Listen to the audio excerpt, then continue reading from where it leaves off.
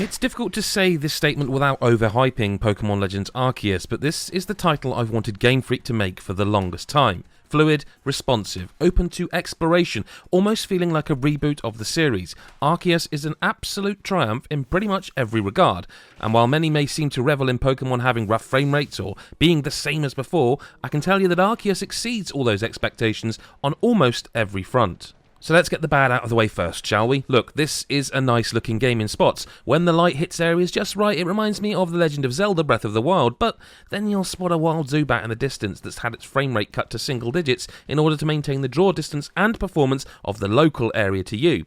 Or perhaps you might notice that the trees all look pretty much identical and can fade in now and then. It's a reminder that the hardware it's running on isn't as powerful as the competition. It's very similar to how the recent Monster Hunter titles run on Switch, but overall the frame rate is a stable 30 FPS, and after a silly amount of hours piled into Arceus, I didn't notice a major drop in any section of the multiple large maps. Much has been made of the open world, or lack thereof, in the build-up to this title's release, but what it actually contains is multiple locations within the Hisui region that are far bigger than I expected. Each feels like a sandbox of Pokemon joy, offering free reign to explore at will around the vistas, swamps and forests. It might sound strange, but the ability to sneak up on a Pokemon and just, well, catch it without combat is an incredible shift for the series. But it's not just that. The fluidity of Pokemon Legends Arceus means you can launch a ball at one Pokemon, then at another, and just walk off while the ball does its magic, warping back to you with 2 fresh catches. Likewise, you can and will throw Pokemon from your party of 6 at various trees, rocks and plants to collect them, and again this fluidity means you can launch all 6 at different things and just carry on with your business. It sounds like a small thing, but it makes everything about the experience feel natural. You can use the absurd amount of items you find in the world to quell wild Pokemon's rage or stun them, and you'll gain XP, which is again shared here, for almost everything you do as you play. One thing I've often complained about when it comes to Pokemon titles is how easy they are. In Pokemon Legends Arceus, I think Game Freak has managed to make the most balanced game in a very, very long time. There are boss fights that are more action game oriented than RPG-like, and I'd go so far as to say that these will be pinch points that many people won't complete upon the first attempt.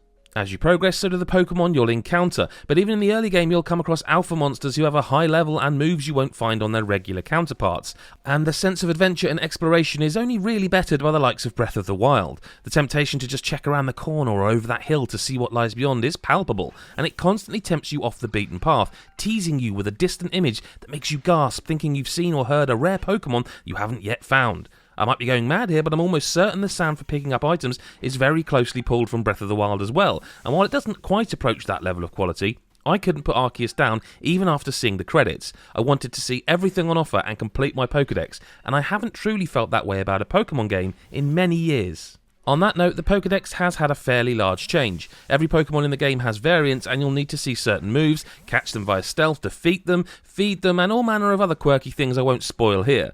Doing so will level up your research for that Pokemon up to a level 10, which gains you a large amount of XP towards an overall trainer level of sorts. As you get higher in this ranking, you'll unlock new crafting recipes, balls, and the ability for higher level Pokemon to obey you. You can even hold down the left trigger to check a Pokemon's level before you engage in battle, or throw a ball with the right trigger. It feels intuitive and rewarding. Yes, crafting, by the way, you heard that right. No longer do you have to keep running to shops. Instead, you can use the world and its resources to craft balls, medicines, and a lot more besides out in the world. Game Freak never wants you to stop adventuring unless you want to. This is a Pokemon game with a world that feels alive like no other before it. There's no reason for you to return to town and just buy balls. Just craft them and carry on. That said, there's a huge amount of side quests to do, both during the game and after the credits roll. Some are very simple, designed as refreshers for lapsed fans, others are there to test your knowledge of Pokemon and how they act. There are concessions for so many modern ideas in Arceus, and I know people will have feelings about past Game Freak developments, but everything in Arceus is fluid and responsive. You can fast travel, and it's just not a big deal. You can battle Pokemon, or you can sneak up on them and not engage them at all. The battles themselves have had a few tweaks which make for a larger shake-up. You can use agile or strong versions of mastered moves now which change how the turns play out.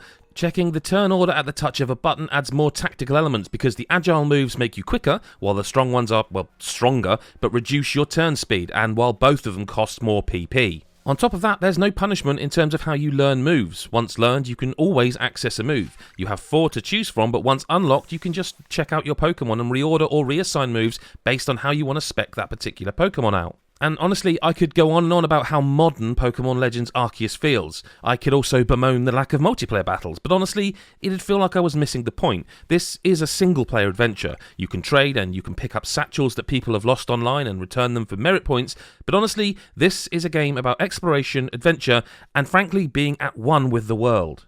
To say Pokemon Legends Arceus is a surprise would be an understatement. It engaged me in a way few games do, so much so that when it was over I went straight back in, attempting to see everything it had to offer. I honestly wondered if Game Freak had it in the tank to make a game like this. If this is the future of the series, I'll be incredibly happy, because this just might be the best Pokemon game ever made, and frankly, I just want to get back to it and uncover those last few secrets of Hisui, which is why I'm giving it 9.5 out of 10. Thanks for watching my video review of Pokemon Legends Arceus. Let me know in the comments if you're excited for it. Hit the bell, subscribe and all that stuff, and we'll see you in the next video. Bye for now.